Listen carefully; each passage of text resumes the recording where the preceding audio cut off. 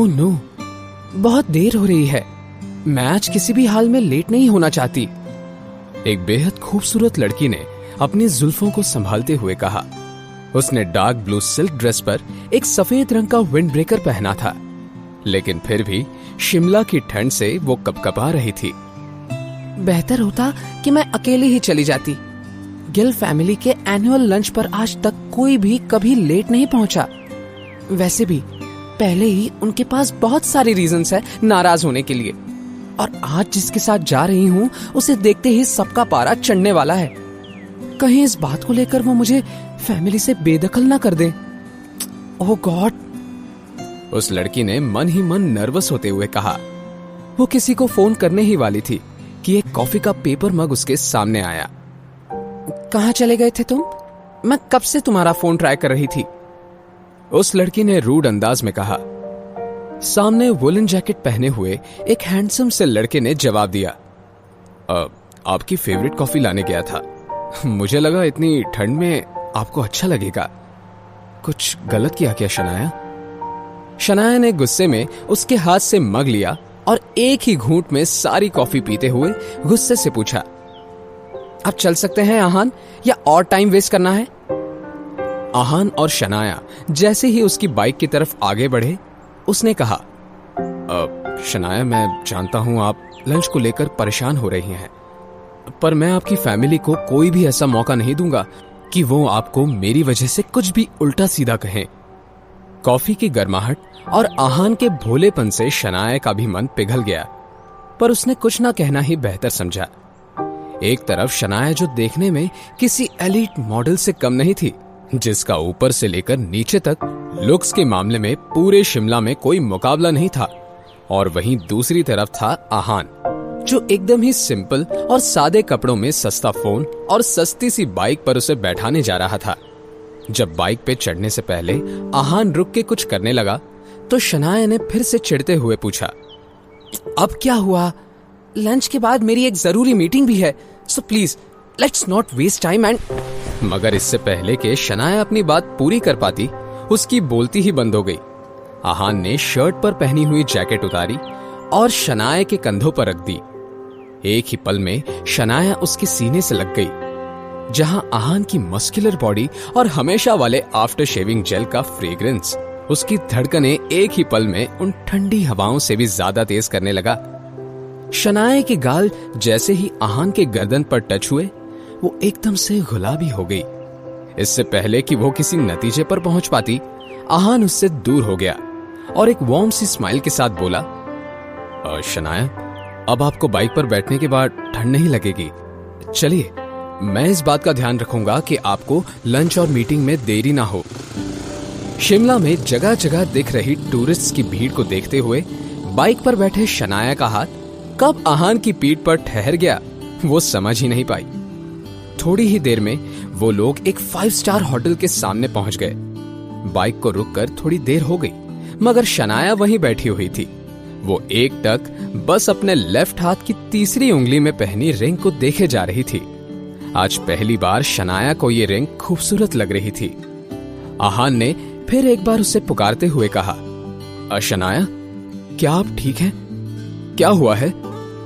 तभी शनाया को उसकी आवाज सुनाई दी और उसने जल्दी से वो रिंग उतारी और बाइक से उतरते हुए कहा, मैं ठीक हूं, तुम जल्दी से बाइक पार्क करो और यहां आ जाओ।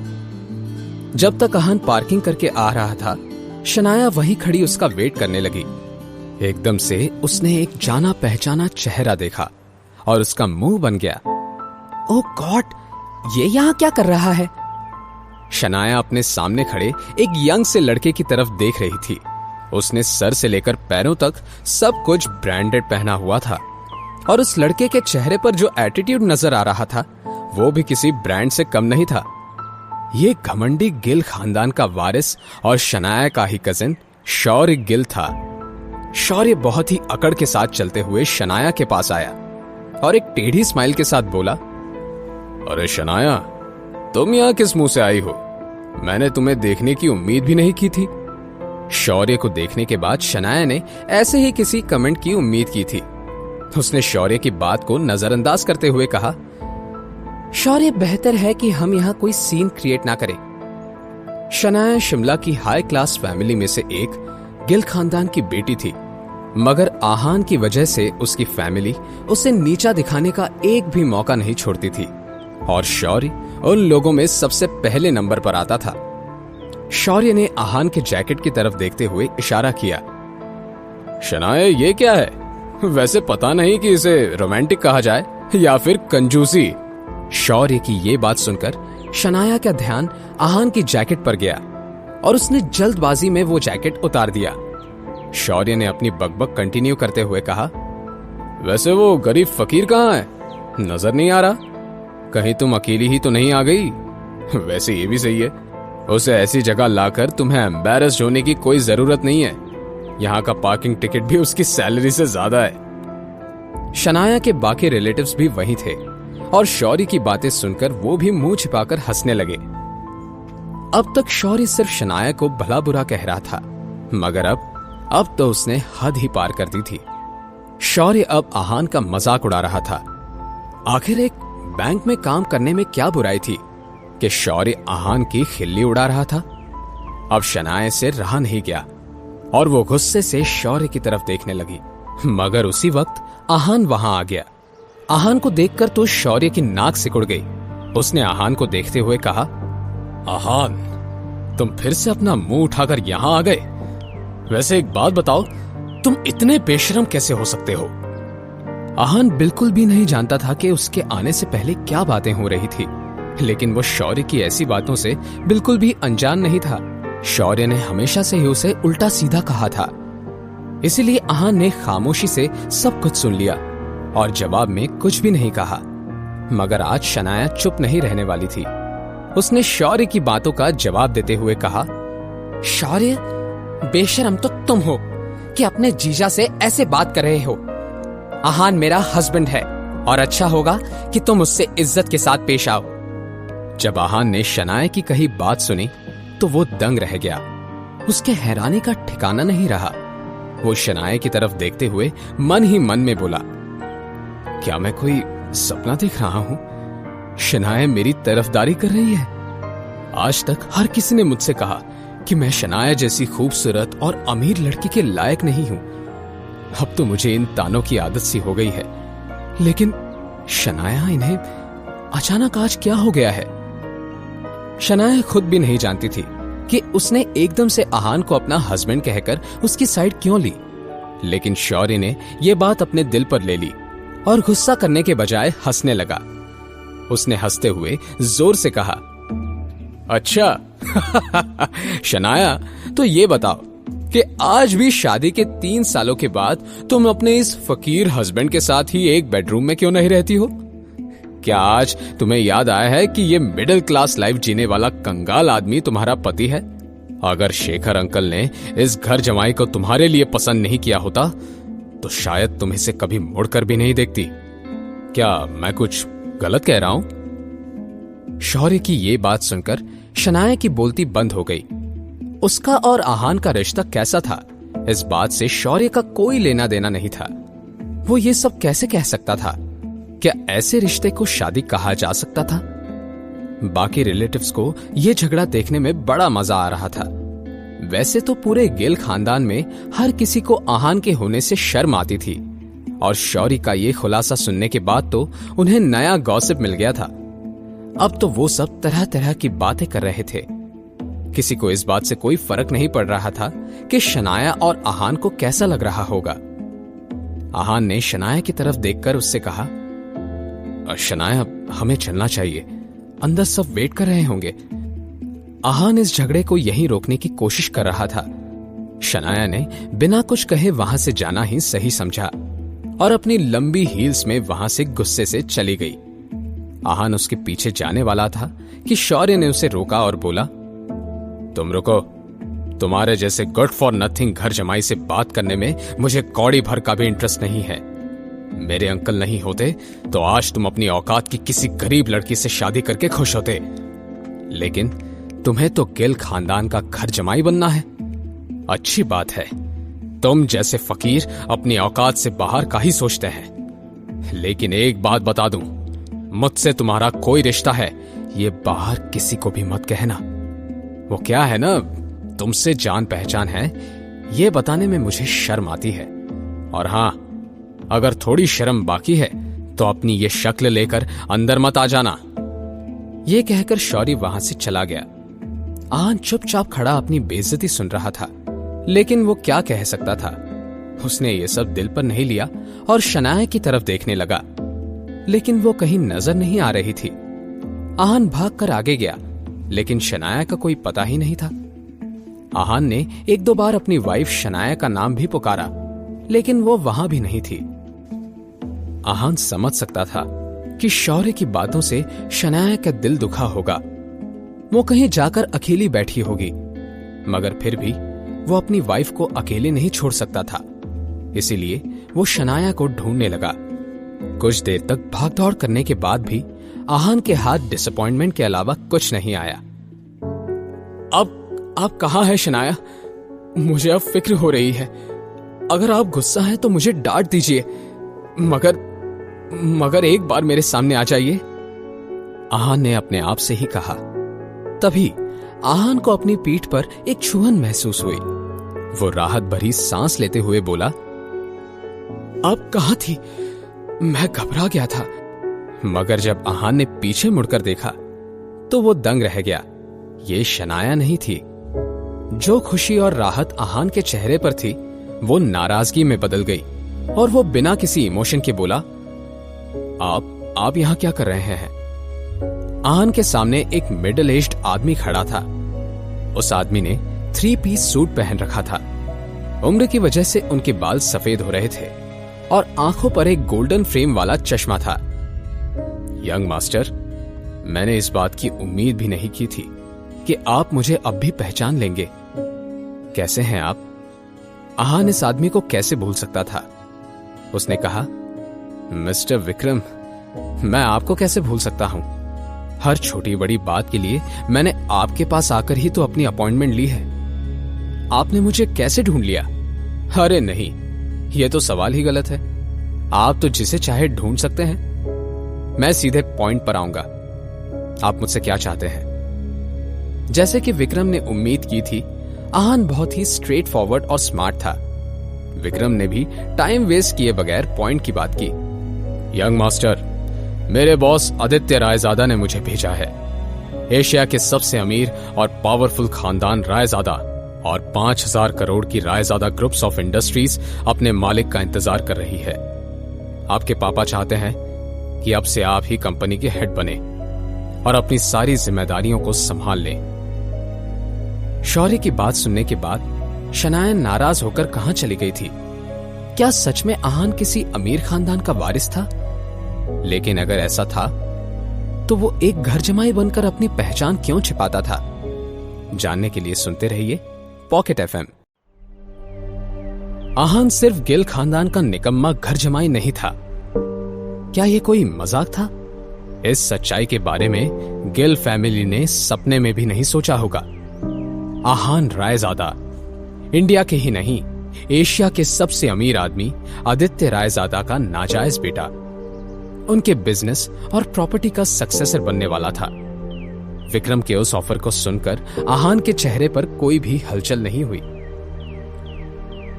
उसने एक पल भी बिना सोचे विक्रम से बहुत ही फर्म अंदाज में कहा, आपका ऑफर और इस 5000 करोड़ की प्रॉपर्टी को मैं रिजेक्ट करता हूं। मैं जहां हूं, जैसा हूं, खुश हूं। उम्मीद करता हूं कि अब से हमारी मुलाकात नहीं होगी।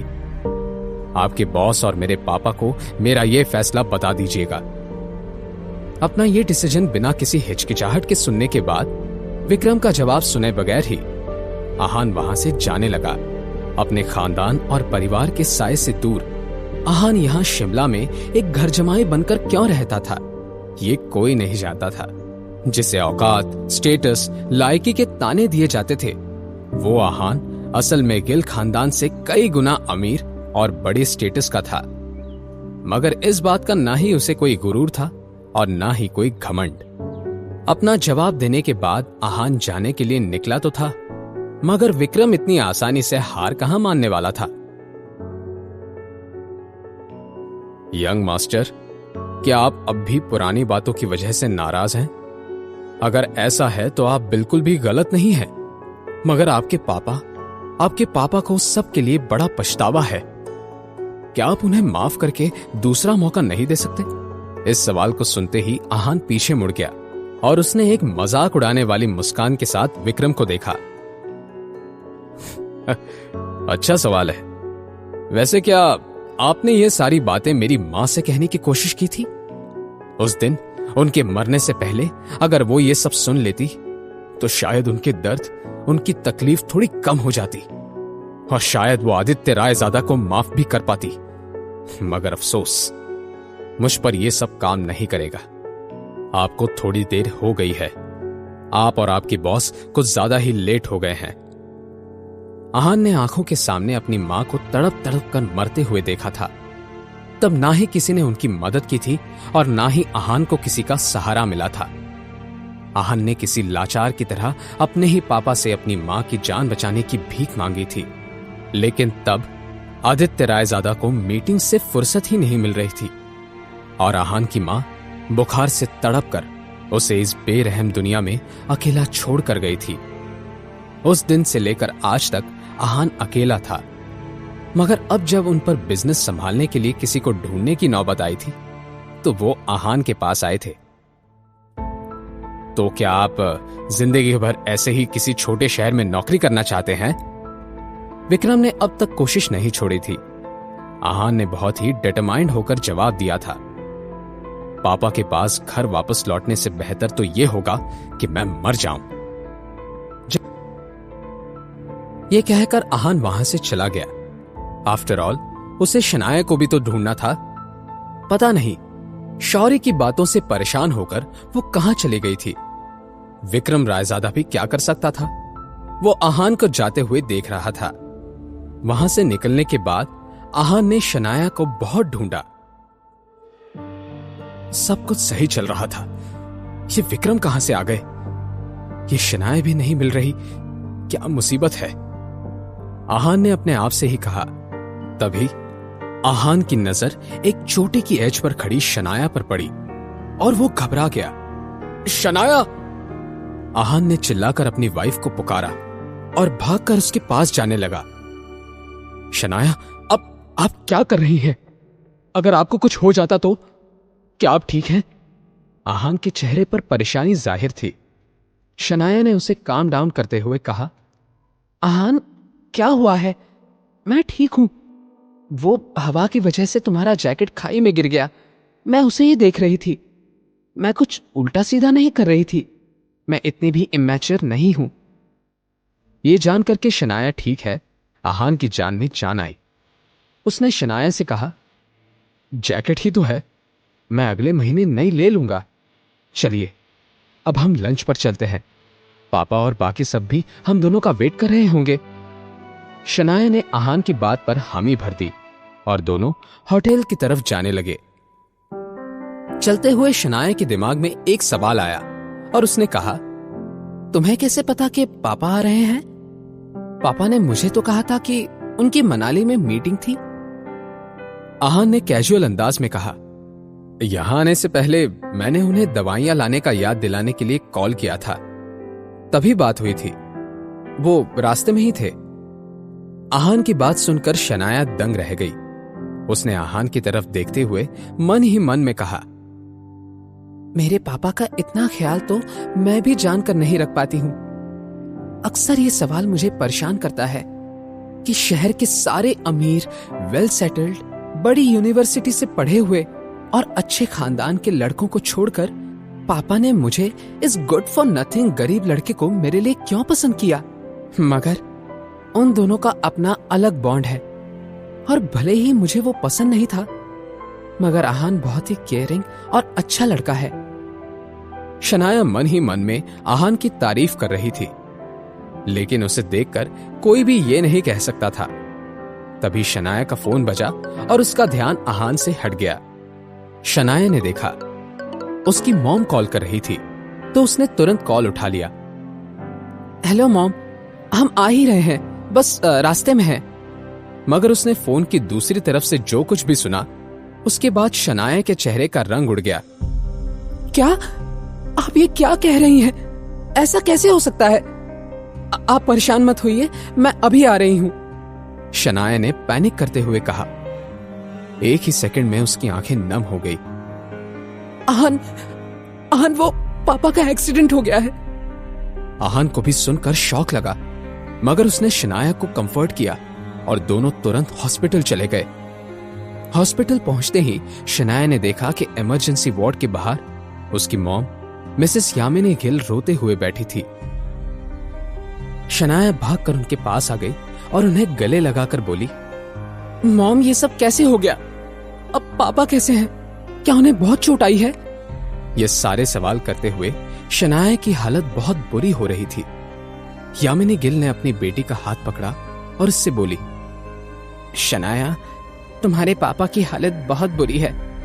मैंने जब देखा उनके चेहरे से बहुत खून बह रहा था। डॉक्टर उन्हें चेक कर रहे हैं। पता नहीं कहां से किसी ट्रक ने कार को टक्कर मार दी और उनका एक्सीडेंट हो गया।